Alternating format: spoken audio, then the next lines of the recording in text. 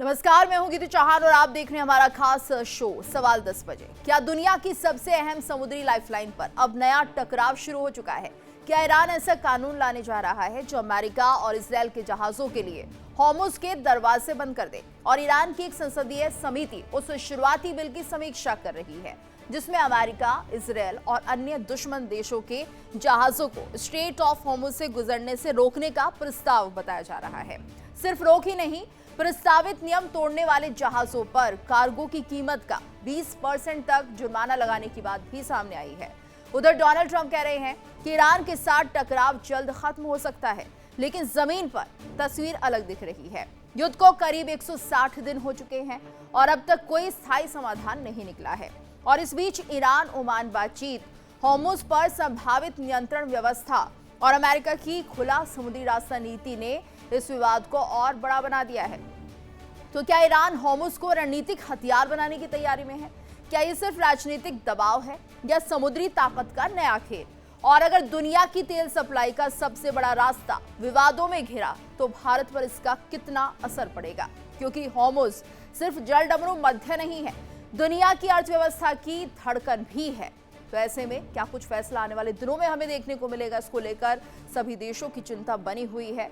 लेकिन हॉर्मुज पर जिस तरह से ईरान का ये बड़ा दांव देखने को मिल रहा है, इससे में कई सवाल अब उठने लगे हैं। तो यूएस इजरायल जहाजों पर रोक का प्रस्ताव, ईरानी संसदीय समिति अब इसकी समीक्षा कर रही है। नियम तोड़ने पर 20% तक जुर्माने की तैयारी भी यहाँ पर की जा रही है। वहीं समझिए कि क्या बंद होगा दुनिया का सबसे अहम समुद्री रास्ता, क्योंकि अगर स्ट्रेट ऑफ हॉर्मुज से गुजरता है बड़ा तेल कारोबार तो उसका एक बड़ा और व्यापक असर आने वाले दिनों में देखने को मिल सकता है। तो देखिए, जिस तरह से ईरान बनाम अमेरिका का ये पूरा मामला चल रहा है और ऐसे में समुद्र में नई रणनीति भी देखने को मिल रही है। तो हॉर्मुज कंट्रोल पर ईरान ओमान बातचीत अमेरिका चाहता है और साथ ही साथ समुद्री रास्ता खुला रहे, ये भी अमेरिका की इच्छा है। तो टोल और प्रतिबंधों पर विवाद बढ़ता हुआ दिखाई दे रहा है। ऐसे में ये समझना बहुत जरूरी है कि आने वाले दिनों में किस तरह से इस रास्ते को निकलता हो हम देखेंगे। वहीं इस बीच एक बड़ी खबर सबसे पहले आपको बता दें, हॉर्मुज जलडमरू मध्य पर स्कॉट बेसेंट का बड़ा बयान सामने आया है। हॉर्मुज अब कभी पहले जैसा नहीं रहेगा। स्कॉट बेसेंट ने कहा है कि हॉर्मुज अब पहले जैसा नहीं रहेगा। ईरान पर चौक पॉइंट बनाने की कोशिश का आरोप, तो अगले 2 साल में हॉर्मुज का महत्व घट जाएगा, ये अमेरिकी ट्रेजरी सेक्रेटरी कह रहे हैं। तो 50 से 70% ऊर्जा अब समुद्र नहीं जमीन के रास्ते जाया करेगी। स्कॉट बेसेंट का ये बड़ा बयान और बहुत हद तक उन्होंने एक आकलन कर दिया है भविष्य क्या होगा स्ट्रेट ऑफ हॉर्मुज का और ईरान किस तरह से इसे चौक पॉइंट बनाने की कोशिश कर रहा है। सुनिए क्या कुछ कहा। In a doomsday sort of way, I would say it in another way. The strait is never going back to the way it was because the Iranians have used or tried to use it as a choke point.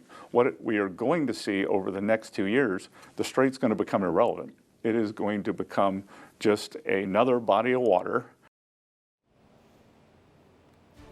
वहीं आपको एक और बड़ा बयान बता दें, Iran पर अमेरिकी ट्रेजरी सेक्रेटरी स्कॉट बेसेंट ने बयान दिया है और ईरान की आर्थिक गर्दन जकड़ रखी है, स्कॉट बेसेंट का कहना है। खाद्य कीमतों में 150 से 180% बढ़ोतरी का अमेरिकी दावा। तो ईरान सैनिकों को वेतन देने में भी मुश्किल में है, ये स्कॉट बेसेंट दावा कर रहे हैं। आज या कल समझौता हो सकता है, ऊर्जा कीमतें घटने की उम्मीद है। बेसेंट ये बड़ा दावा करते हुए दिखाई दे रहे हैं और ईरान की स्थिति का आकलन वो कर रहे हैं। क्या कुछ कहा है, सुनाते हैं आपको। A big portion of their missiles, more importantly, their missile production. On the economic side, we have them by the throat, and they've got 150, 180% food inflation, not able to pay the troops. So I think shortly, maybe even today, tomorrow, we are going to see an agreement. A big portion of their missiles, more importantly, their missile production. On the economic side, we have them by the throat, and और इसी पर आज हम चर्चा भी करने जा रहे हैं। क्या वाकई यही स्थिति ईरान में बनती हुई दिखाई दे रही है? इसी को लेकर हमारे साथ मेहमानों का खास पैनल जुड़ चुका है। हमारे साथ रिटायर्ड कैप्टन श्याम कुमार जी जुड़े हुए हैं, रिटायर्ड ग्रुप कैप्टन आशीष साही जी हमारे साथ बने हुए, साथ ही साथ विदेश मामलों के जानकार डॉक्टर राम श्रीवास्तव भी हमारे साथ जुड़ गए हैं। आप सभी का बहुत बहुत स्वागत है। और जिस तरह से हम देख रहे हैं कि लगातार जो माहौल बनता हुआ दिखाई दे रहा है, अब उम्मीदें ये लग रही हैं क्या ईरान के लिए कोई और रास्ता बचा है, नहीं बचा है, या स्ट्रेट ऑफ हॉर्मुज को लेकर वाकई कोई रणनीति अब तैयार करता हुआ ईरान दिखाई दे रहा है? सबसे पहले हम रुक करना चाहेंगे डॉक्टर राम श्रीवास्तव जी का। डॉक्टर राम, आपसे सर हम समझना चाहेंगे फिलहाल जिस तरह के हालात बने हुए हैं, जो स्कॉट बेसेंट कह रहे हैं कि यहाँ पर ईरान के पास अब पैसे नहीं बचे हैं, सैनिकों को देने के लिए पैसे नहीं बचे हैं, हालात बहुत ज्यादा खराब हो चुके हैं, ये कितना सही है, आप क्या मानते हैं? सर अनम्यूट कर लीजिए, आपकी आवाज हम तक नहीं पहुंच पा रही। ठीक है सर, बोलिए। 5 महीने से ज्यादा समय होने के बाद भी वहां पर स्थिति अभी भी बड़ी नाजुक बनी हुई है, और ये निश्चित मानकर चलिए अगर इसी तरह की स्थिति बनी रही तो भविष्य क्या होगा ये आज की तारीख में कहना बड़ा मुश्किल है। लेकिन एक बात अपनी जगह सही है, अमेरिका ने अपने वहां पर कमांडोज को ट्रूप्स को जमीन पर उतारने से उसकी मजबूरी है, वो नहीं उतार सकता, नहीं तो बड़ी क्षति होगी, क्योंकि ईरान के IRGC के जो जवान हैं वो गुरिल्ला युद्ध में बहुत माहिर हैं, और यही एक कारण है कि बहुत अधिक मात्रा में कमांडोज की मृत्यु होगी। इसलिए अमेरिका पीछे हट रहा है और कोशिश ये कर रहा है कि कतार और इन सब का सहयोग लेकर ओमान और ईरान के बीच में समझौता हो जाए, और वो वहां पर एक निश्चित मार्ग के ऊपर जहाजों का आवाजाही करें। आज की तारीख में 1500 से अधिक जहाज जो हैं वहां फारस की खाड़ी में फंसे हुए हैं, और निश्चित रूप से 2 साल बाद इसका रास्ता निकल ही आएगा।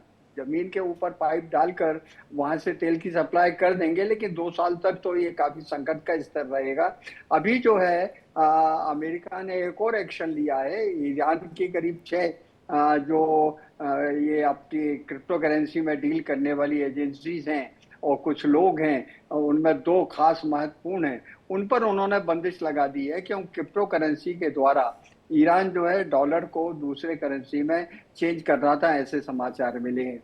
ऐसे ही UBS जो आपका स्विट्जरलैंड का बैंक है, उस पर भी करीब $125 मिलियन का जुर्माना लगाया गया है, इसलिए कि वो जो है गलत तरीके से इस तरह का आर्थिक व्यापार कर रहा था ईरान के साथ।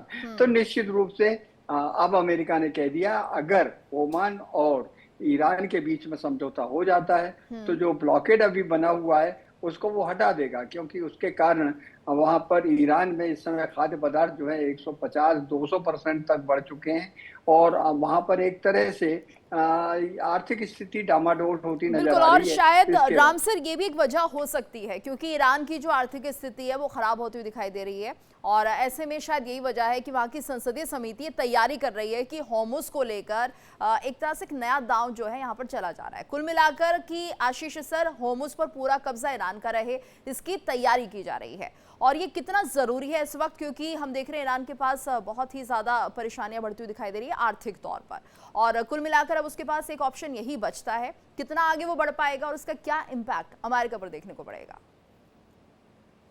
जैन गीतू, ये इन दोनों चीजों में डिस्कनेक्ट है। अगर ये फैक्ट है कि ईरान की स्थिति खराब हो रही है इकोनॉमिकली भी, मिलिट्रीली भी, तो वो जो ओमान के साथ बातें कर रहे हैं वो उसके सपोर्ट में नहीं है, वो तो उसके ऑपोजिट जा रहा है। क्योंकि अगर ओमान और ईरान जिस MOU की बात कर रहे हैं वो पब्लिश कर देते हैं, हालांकि वो 3 दिन से कह रहे हैं कि आज करने वाले हैं, but there are certain things which are not okay. Security council जो है ईरान की, उसने उसको प्रोबेबली रोक रखा है। आज 3रा दिन हो गया जब वो कह रहे हैं कि हम इसको क्लियर करने वाले। इसके साथ के साथ IRGC ने बड़ा क्लियरली बोला था कि ये MOU between Iran and Oman regarding management of Hormuz, ये अभी अप्लाई नहीं होगा जब तक अमेरिकन नाकेबंदी नहीं हटा ली जाएगी। तो ये हॉर्मुज के बारे में IRGC की एक टीम जिस तरह से ईरानियन गवर्नमेंट को प्रेशराइज करके, ओमान को प्रेशराइज करके, और वो जो एक प्रोटोकॉल बना रहे हैं जिसकी काफी डिटेल्स अब उपलब्ध हैं, जिसमें लिखा हुआ है एंट्री एग्जिट पॉइंट्स होंगे, एडमिनिस्ट्रेशन होगा, चार्जेस होंगे, सर्विस चार्जेस होंगे मिसलेनियस टाइप के, ये एग्जैक्ट वायलेशन है उस एमओयू का जो ईरान और अमेरिका ने कर रखा था कि Hormuz will be free of any interference at least for 60 days. उसके बाद डील का हिस्सा करने की बात थी कि उसके बाद हम देखेंगे व्हाट नेक्स्ट। तो ये डायरेक्ट वायलेशन है and this will attract more punitive action. Trump के साथ प्रॉब्लम ये हो रही है कि अभी उनको फुट ऑन ग्राउंड करने में putting American lives in harm's way, जो कि उसके एकदम खिलाफ हैं। लेकिन पेंटागन को जो सजेशन दे रहे हैं Dan Caine, chairman chief of staff joint staff, कि air power has its limitations. आप सिर्फ बम्बार्डमेंट करते रहेंगे ईरान के ऊपर, इससे ईरानियन मिलिट्री और उनके underground military infra and stock piles को आप कुछ नहीं कर पाएंगे। वो थोड़े थोड़े समय पर उसको निकालते रहेंगे, गल्फ में हमले करते रहेंगे, अब गल्फ कंट्रीज में यूएस बेसेस को खराब करते रहेंगे। तो they have reached a junction जहां उनको डिसीजन लेना है, और इसी वजह से ये डिले हो रहा है। ट्रंप लगातार झूठ बोल रहे हैं कि हमारी बातें हो रही हैं, ईरान लगातार कह रहा है कि हम कोई बात नहीं कर रहे हैं अमेरिका से, और इसके साथ के साथ ईरान एक सेल्फ डैमेजिंग प्रोटोकॉल स्टैब्लिश करने में लगा हुआ है, which will attract some punishment from USA. जी बिल्कुल। और ऐसे में एक और बड़ी खबर आ रही है, अपने दर्शकों को जरा इस खबर से रूबरू करा देते हैं। देखिए, जिस तरह से सुप्रीम लीडर मुस्तफा पर ये बहुत बड़ी जानकारी जो अपने दर्शकों को हम दे रहे हैं। मुस्तफा खामेनेई की हालत बेहद गंभीर है, सीक्रेट अस्पताल में मुस्तफा का इलाज जारी है। कैबिनेट के हवाले से ईरान वायर की खबर है, कभी भी आ सकती है मुस्तफा की मौत की खबर। बहुत बड़ी खबर है इस वक्त, और ऐसे में हलचल काफी तेज होते हुए अगर ये खबर वाकई पूरी तरह से सही है, सुप्रीम लीडर मुस्तफा पर बहुत बड़ी जानकारी की हालत बेहद गंभीर हो गई है उनकी, और यहाँ पर आने वाले समय में कुछ भी हो सकता है। और कैबिनेट के हवाले से ईरान वायर की खबर मानी जा रही है कि यहाँ पर मुस्तफा की तबीयत जो है बहुत ज़्यादा खराब है, मौत तक की खबर सामने आ सकती है। और कैप्टन श्याम कुमार सर, आपसे मैं इस पर रिएक्शन लेना चाहूँगी, वाकई ये संभव है और इसके पीछे की वजह क्या हो सकती है, क्योंकि मुस्तफा को तो पूरी सिक्योरिटी के साथ रखा गया है। धन्यवाद गीतू, जय हिंद, शलो वरुणा। जय हिंद सर। शुरुआत से हम जान रहे हैं कि उनके फादर की मृत्यु के बाद से लगातार इनकी भी हालत जो थी कभी सामने नहीं आए और हमेशा पर्दे के पीछे रहे। फ्यूनरल क्रिमेशन के दौरान भी बेटे का उपस्थित नहीं होना, ये बहुत क्लियर है कि वो काफी एक शारीरिक रूप से काफी अक्षम है, और हो सकता है बहुत ज्यादा अक्षम हो और ये मीडिया के हिसाब से, अपने समय के हिसाब से ये उसको बताना चाहते हो, क्योंकि अभी तक किसी तरह की कोई फिजिकल एविडेंस उनके प्रेजेंस का नहीं आया जब से वो घायल हुए हैं। तो ये मान के चलिए कि आज न कल शायद उनकी मृत्यु संभव है, क्योंकि जैसी बातें की जा रही। तो ये एक मीडिया के बयान से ही हम कह सकते हैं, क्योंकि कोई भी एविडेंसेस इसका नहीं मिला, और वो जो भी वीडियो जारी किए गए बहुत ही वो डाउटफुल थे, इसलिए ये कह सकते हैं आप। अब मैं बात करूंगा, क्योंकि ये एक तरह से गेस वर्क है, इसलिए इस पे ज्यादा कुछ बयान कहना मुश्किल है, और एक न्यूज है ये। और बात करूंगा मैं जो आकलन की, जो आपका प्रश्न चल रहा था पहले से, और जिसपे हमारे को पैनलिस्ट ने वस्तु स्थिति का जो की चर्चा की कि आज स्थिति क्या है, मैं उसके आगे का आकलन करने की कोशिश करता हूं। ट्रेजरी सेक्रेटरी का जो बयान है स्कॉट बेंस का, उसको देखिए, और ईरान का कहना कि हम अमेरिका से कोई बातचीत नहीं करते, इसको समझिए, और अमेरिका का कहना कि लगातार हम ईरान से बात कर रहे हैं, इसको समझिए। 3 बातें। चौथी बात, यूएसए का कहना कि कोई भी इंपेडिमेंट हमको नहीं चाहिए ईरान और ईरान के एमओयू के बाद। 5वीं बात, ब्लॉकेड तभी हटेगा जब ये कार्रवाई शुरू होगी। 6ठी बात, ईरान का कहना पहले ब्लॉकेड हटाओ तब हमारा एमओयू कार्यान्वित होगा। 7वीं बात, ओमान लगातार अमेरिका को मदद कर रहा है, वो जीसीसी का सदस्य है, और आपको मान के चलिए वो अमेरिका के पहलू में है। क्यों डिले किया जा रहा है बार बार, क्यों एमओयू टूटता है, क्यों ओमान इस तरह की बातें करता है, क्यों ये मेक्का एग्रीमेंट हुआ है, टर्की, पाकिस्तान और सऊदी अरबिया एक साथ कैसे आ गए? पहले पाकिस्तान और सऊदी अरबिया, उसके बाद अब टर्की। क्या टर्की ही उस एरिया का, पाकिस्तान ही उस एरिया का, सऊदी ही उस एरिया का खलीफा रहना चाहता है? और ये तीनों मिलके समझते हैं कि ईरान को खलीफा तो बनने देना ही नहीं है, चाहे जो भी हो जाए, भले वो किसी तरह का मीडिएशन कर ले, समर्थन कर ले, बातें कर ले, पर ये जो एग्रीमेंट दिखाता है ये कुछ और कहता है। लास्ट पॉइंट मैं कहता हूं, ट्रेजरी सेक्रेटरी के बयान सुनिए बड़े ध्यान से। वो कहते हैं कि आज न कल हॉर्मुज का महत्व खत्म हो जाएगा। ये आज की बयान है, आप ही के स्क्रीन से मैं कह रहा हूं, और ऑल्टरनेट रूट्स बन जाएंगे जो धीरे धीरे बन रहे हैं समय रहते हुए। तो ब्लेसिंग्स इन डिस्गाइज हो रही है। अगर हॉर्मुज ऐसे रह गया आपने लगा भी दिया टोल टैक्स, वैसे तो कभी होगा नहीं, मेरा मानना पहले दिन से, जिस दिन से वॉर शुरू हुई है मार्च के 7 तारीख से मैं यही सारी बातें कह रहा हूँ, उसी को टो कर रहा हूँ। आपके चैनल पे तो मैं लगातार कह चुका हूँ, उसी लाइन को टोकते हुए मैं आपको कह रहा हूँ कि अमेरिका तो गल्फ से जाएगा नहीं, पहले उसको तो वहां रहना है। एक और बात मैं जोड़ दूं, यूएस और इजराइल के शिप्स को एंट्री नहीं मिलेगी, चाइना और रशिया को फ्री मिलेगा। ये सारी बातें क्या हैं? कौन मानता है इन चीजों को? कैसे? वॉरशिप्स का क्या होगा? 5 कंट्री के वॉरशिप्स को भी visit, board, search and seize करेंगे आप? ये तो सोवरेन डोमेन के लोग हैं, इन पे तो फ्लैग फ्लाई होता है कंट्री का, उनको आप इंप्यूट नहीं कर सकते, उनको, वो यूनियन होते हैं इनसे, तो उनको तो आप कुछ सर्च कर ही नहीं सकते।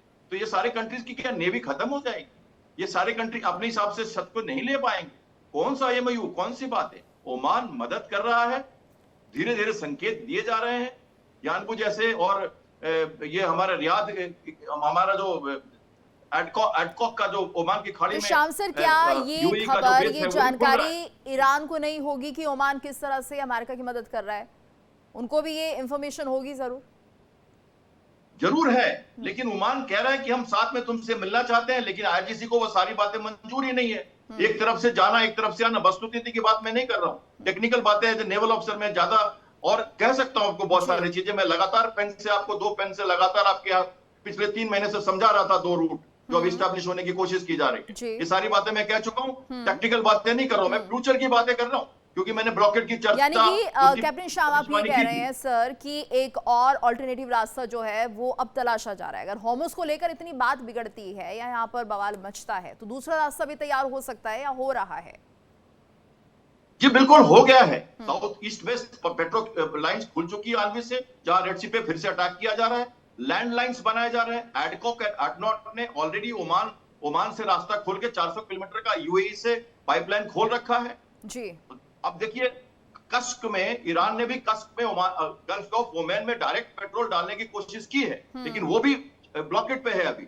ईरान भी जानता है कि कल को हॉर्मुज में प्रॉब्लम होगी, उसने भी रास्ता बनाया है। खर्क से डायरेक्ट उसकी लाइन जाती है जो अलोंग द कोस्ट जाती है, वो कस्क जो ओमान की खाड़ी में हॉर्मुज के बाहर है। ये सब लोग आज से नहीं, कई दिनों से इस बात को जानते थे। ये लड़ाई ट्रंप ने नहीं शुरू की, ये लड़ाई पहले से चल रही थी, काफी तैयारियां की गई। सारी बातें मैं फिर से कह चुका हूं, वस्तुस्थिति में नहीं जा रहा हूं, आगे की बात करने की कोशिश कर रहा हूं। आगे की बात करना जरूरी भी है, भविष्य जानना जरूरी भी है, क्योंकि एक बड़ा इंपैक्ट बाकी देशों पर भी पड़ रहा है ईरान और अमेरिका के इस सो कॉल्ड जंग का। और ऐसे में राम सर, भारत को लेकर हम क्या कुछ तय कर सकते हैं? ये जो पूरा माहौल बना हुआ है, इसमें भारत को लेकर अपने कदम क्या कुछ आगे बढ़ाने चाहिए? किस रणनीति पर उन्हें काम करना चाहिए?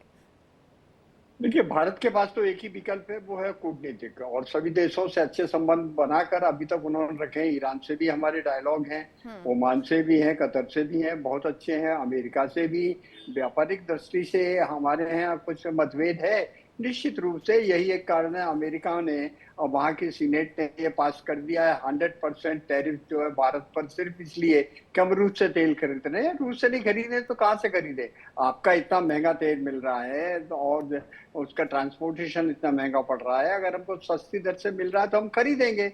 लेकिन उन्होंने 100% टैरिफ का फिर से बम का इस्तेमाल किया है। इससे भारत को चिंता तो बढ़ गई है, लेकिन भारत के पास आज की तारीख में 6 महीने तक का सफिशिएंट स्टॉक है। भारत की डिप्लोमेसी ने एक नया फार्मूला इजाद किया है, वो कि ओमान में और दूसरी जगह भी हमने उनको पेमेंट कर दिया एडवांस में, और ऑयल का स्टोरेज, क्रूड ऑयल का वहीं करा रहे हैं। जैसे स्थिति सामान्य होगी हमारे यहाँ आ जाएगा। लेकिन हाँ, जैसा कि हमारे प्रधानमंत्री ने काफी पहले कहा था कि हम लोगों को 1 साल तक सोना नहीं खरीदना चाहिए। सोना खरीदने से जो हमारी विदेशी मुद्रा बचेगी उसका उपयोग हम इमरजेंसी में कर सकेंगे।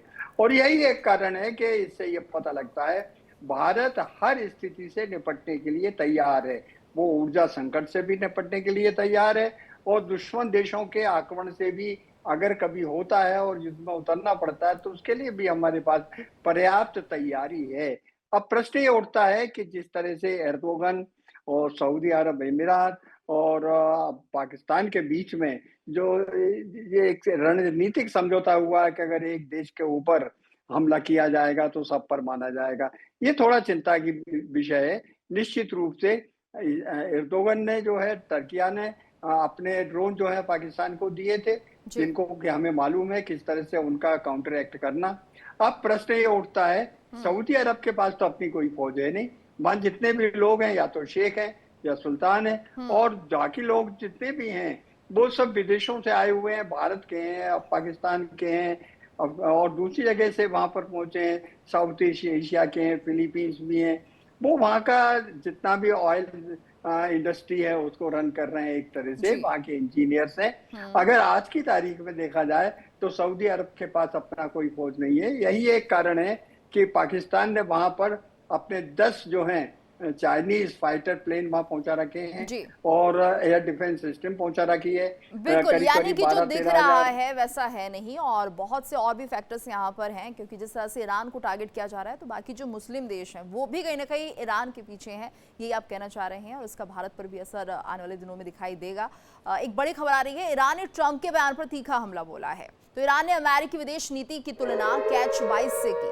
कैमरों के सामने लूट बांटने वाला ईरान का तंज, और इस्माइल बकाई बोले युद्ध को मुनाफे का कारोबार बना रहा है अमेरिका। ईरान की लूट सिर्फ कागजी जीत की ट्रॉफी, लूट का दावा करने से पहले युद्ध जीतना पड़ता है। तेहरान की तरफ से ये बयान भी सामने आया है, और यहाँ पर सीधे तौर पर इस्माइल बकाई का ये बयान कि युद्ध को मुनाफे का कारोबार अमेरिका बना रहा है। आप इस बात से कितना सहमत हैं? यहाँ पर जिस तरह से साहिद सर ये बड़ी बातें निकलकर सामने आ रही हैं, आपको लगता है कि वाकई ये सही है? आप ये कह सकते हैं कि हाँ, जहां भी युद्ध होता है तो अमेरिका का जो मेन ड्राइविंग फोर्स है इकोनॉमी का, जो डिफेंस प्रोडक्शन होता है, वो एक्टिव हो जाता है, और वही एक ऐसा है जिसमें उनका दबदबा बरकरार है। बाकियों में चाइना ने काफी डेंट डाला हुआ है, including technology, including auto sector, हर जगह चैलेंज है, ईयू से चैलेंज है, लेकिन डिफेंस प्रोडक्शन में अभी भी उनका दबदबा है, और इसी वास्ते युद्ध से अमेरिका को फायदा होता है। इसीलिए अगर वो डायरेक्ट नहीं जाते हैं तो दूसरे किसी देश को सपोर्ट कर रहे होते हैं। ज्यादातर उनके जो एड्स होते हैं कंट्रीज को, वो मिलिट्री हार्डवेयर के फॉर्म में होते हैं, इंक्लूडिंग पाकिस्तान। तो ये बात सच है कि युद्ध से अमेरिका का फायदा है। इस युद्ध से भी, इस युद्ध में वो इसलिए घुसे थे, मैं एक स्टैंड अलोन लाइन मेंटेन कर रहा हूं कि उनको रेडिकल थॉट से दिक्कत है। उनको लगता है कि खमैनी साहब की जो सोच थी उसको वो ग्लोबलाइज कर रहे थे, प्रॉक्सीज यूज कर रहे थे, अमेरिका को, ईयू को खराब कर रहे थे, और उसको एलिमिनेट करने की जरूरत थी। नाम ले लिया कि उनके यहाँ इंटरनल अपराइजिंग हो रही है, उसको खमैनी ने बहुत लोगों को मार दिया। तो this is the core of it, कि वो जो खमैनी की एक आइडियोलॉजी थी टू ग्लोबलाइज इंतफादा, उसकी वजह से ये अटैक हुआ था। इसमें अभी हम एक 30 सेकेंड्स और हॉर्मुज पे अगर कंसंट्रेट कर लें, हॉर्मुज के जो ऑल्टरनेटिव्स की जिसकी बेसेंट बात कर रहे हैं, वो ऑल्टरनेटिव्स काफी बड़ी संख्या में उपलब्ध हैं। जैसा कि हमारे को पैनलिस्ट कह रहे थे कि ईस्ट वेस्ट उनकी एक लाइन है, उसके अलावा मेडिटेरेनियन से बहुत से रूट्स हैं जो कि थोड़ा ज्यादा वक्त लेंगे, लेकिन वो सोर्सेज अवेलेबल हैं। दिक्कत ये है कि अभी अचानक अगर सऊदी के पोर्ट्स पे अटैक कर दिया हुतीज ने, ईरान के प्रॉक्सीज ने, तो वो लाइन भी बंद हो गई। तो इस तरह का आईमैक का इंडिया का मिडिल ईस्ट के साथ एक पाइपलाइन चल रहा है ग्वादर पोर्ट को काउंटर करने के लिए, उस पे अगर एक अटैक हो गया तो this is not very study. देखना पड़ेगा ऑल्टरनेटिव सोर्सेज। वो इंडिया ने खोज रखा था कि चलो हम वेनेजुएला से और रशिया से लेंगे, लेकिन अभी वो जो हमारे को पैनलिस्ट बता रहे थे कि एक अमेरिकन कांग्रेस ने ऑथराइज कर दिया ट्रंप को कि आप इंपोज कर सकते हैं टैरिफ, अगर कोई भी कंट्री रशिया से 100% टैरिफ की बात कही जा रही है, और इस पर मोहर भी लग चुकी है। आने वाले दिनों में देखना होगा टैरिफ कितना इम्पैक्ट डालता है भारत पर। फिलहाल एक बड़ी खबर आ रही है, अपने दर्शकों को बता देते हैं। सेंटकॉम ने यूएसएस मेसन की समुद्री गश्त की तस्वीर जारी की है। मिडिल ईस्ट में अमेरिकी युद्धपोत यूएसएस मेसन सक्रिय है।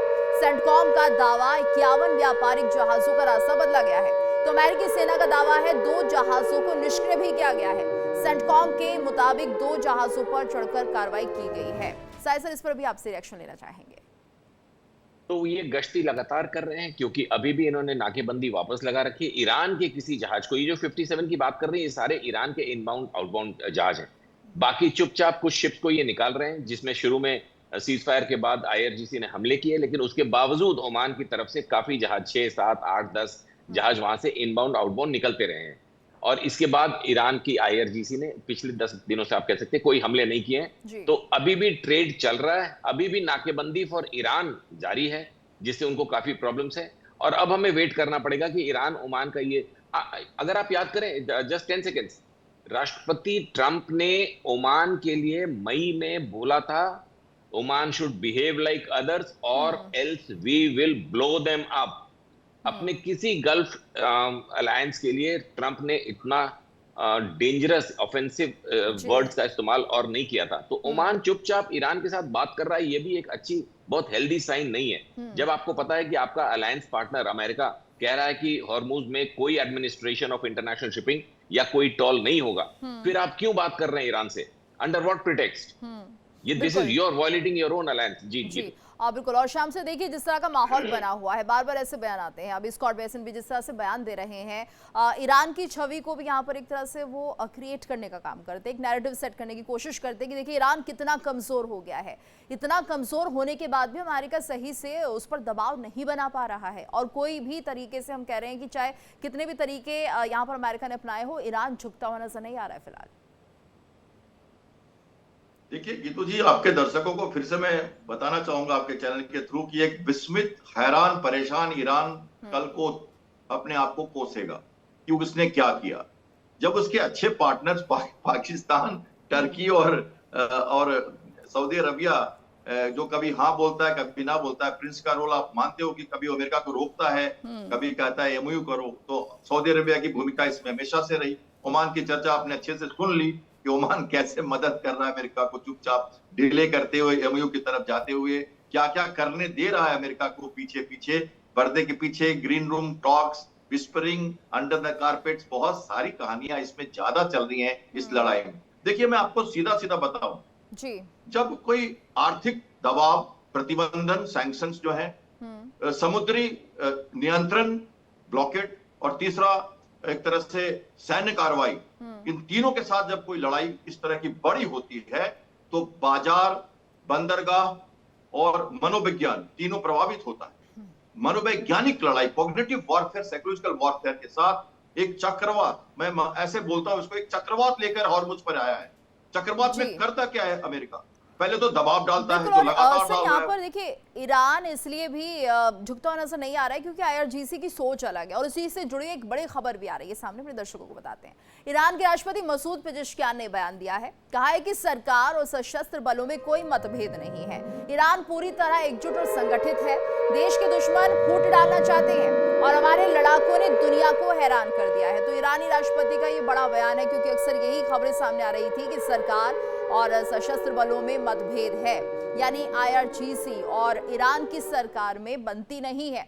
और शाम सर इसी पर आपसे रिएक्शन लेना चाहेंगे, ये वाकई सच है? और अगर ऐसा नहीं होता तो पेजेश्कियान को यहाँ पर सबूत देने की कोशिश नहीं करनी पड़ती, जो कि वो करते हुए दिखाई दे रहे हैं। यही बात मैं लास्ट पॉइंट्स में कहने की कोशिश कर रहा था। उनके डिफेंस मिनिस्टर ने एक्नॉलेज किया है कि अमेरिका एक साइकोलॉजिकल वॉरफेयर के तरफ पेनिट्रेट करते हुए आरजीसी और पॉलिटिकल लीडरशिप में लगातार फिशर डाल रहा है और उसका उपयोग कर रहा है बार बार। मोजैक वॉरफेयर हो या मुस्तबा हो ना हो, ये लड़ते रहेंगे। पर मैंने शुरुआत की, विस्मित, हैरान, परेशान ईरान कल को खुद को कोसेगा कि वो कर क्या रहा है, क्योंकि सारे के सारे कंट्री जीसीसी उसके साथ नहीं है, और ये टर्की और पाकिस्तान जैसे लोग भी नहीं है। सऊदी अरेबिया ने 52 देशों की कंबाइंड मैरीटाइम फोर्स का डिक्लेरेशन कर दिया है जो हुती को काउंटर करेगा। इसके पहले अमेरिका ने प्रॉस्पेरिटी गार्डियन चलाया था, जहां पर यूके और फ्रांस की फोर्सेस ने लगातार घमासान लड़ाई लड़ी और हुती को शांत किया। तो United European union naval forces फिर से रेडी आने के लिए, उसके बिना ही सऊदी अरेबिया ने अपने आप को खलीफा घोषित कर दिया। उसके पास नेवी स्ट्रांग नहीं है, लेकिन वो करेगा। पाकिस्तान, बांग्लादेश, टर्की और ये 4-5 कंट्री हैं इसमें 52 देशों में जो उसको मदद करेंगे। ये कौन देश है? ये सब ईरान के खिलाफ रहेंगे ना। हुती तो उनका ही प्रॉक्सी तरीका है लड़ने का। तो ऑल्टरनेट रूट्स को भी बहाल करना होगा। हुती को हमने अमेरिका ने शांत किया है, तो करेगा फिर से। उस पर अभी ध्यान है ही नहीं ज्यादा। इनको हॉर्मुज को एक तरह से इन्फ्लुएंशियल नहीं रहने देना है, इनको हॉर्मुज को बर्बाद कर देना है। अगर कोई शांति नहीं हुई तो कोई जरूरत ही नहीं पड़ेगी हॉर्मुज की, लोग करेंगे अपना अपना काम। यस, थोड़ी बहुत तो बातें होंगी, लेकिन जो चाह रहा है ईरान वो नहीं होगा। तो धीरे धीरे करके ये स्लो लड़ाई हो रही है। देखिए लड़ाई में विजय हो ना हो, मनोवैज्ञानिक दबाव देके धीरे धीरे अमेरिका को परेशान करते हुए अमेरिका तोड़ देगा ईरान को। ये उनका तरीका है। और शायद यही वजह है जिसके चलते ईरान किसी भी तरह से झुकने को तैयार नहीं। लेकिन हाँ, ईरान को कम से कम ये सोचना चाहिए उनके देश के जो लोग हैं वो किस तरह से परेशान हो रहे हैं, और उनके लिए अब कोई व्यवस्था इन्हें करनी चाहिए। किसी भी तरह से कोई डील या आने वाले समय में कुछ ऐसी बात जरूर सामने आनी चाहिए जिससे कि यहाँ के लोगों को भी थोड़ी राहत मिले। धन्यवाद करना चाहेंगे आप सभी का हमारे साथ इस चर्चा में जुड़ने के लिए। और इस बीच आपको एक खबर बता दें, ईरान के राष्ट्रपति मसूद पेजेश्कियान का बड़ा ऐलान, मैं इस्तीफा नहीं दूंगा, मैं डटा रहूंगा। मसूद पेजेश्कियान ये कह रहे हैं, हम जनता के सेवक हैं, रिश्तेदारों या सहयोगियों के लिए कुछ नहीं किया। तो 2 साल की जांच करा ले, मसूद पेजेश्कियान ने ये सीधे तौर पर बड़ी बात कही है। من استعفا بدم خب رسما اعلام میکنم استعفا دادم. استعفا نخواهم داد، خواهم ایستاد و در مقابل این کارشکنیایی که انجام میگیره بالاخره با مردم صحبت میکنیم و میگیم روند چیه و چگونه است. ما نوکر مردمیم، در خدمت مردمیم. در این 2 سال پیدا کنن که برای خودمون، قوم و خویشمون، دار دستمون یه کاری کرده باشیم. اینا که میگردن پیدا کنن. صادقانه دلمون میخواد خدمتگزار مردمون باشیم. باکی هم از اینکه بیسیم و بجنگیم نداریم. اما بالاخره عقلم خوب چیزیه. और इसी के साथ सवाल 10 बजे मैच के लिए इतना ही। वक्त चला एक ब्रेक का, ब्रेक के बाद खबरों का सिलसिला लगातार जारी है। देखिए इंडिया डेली 24/7 अब आपकी स्मार्ट टीवी पर। इंडिया डेली मौजूद है सभी डिजिटल प्लेटफॉर्म पर लाइव और लगातार। इंडिया डेली 24/7 हर दिन राष्ट्र को समर्पित।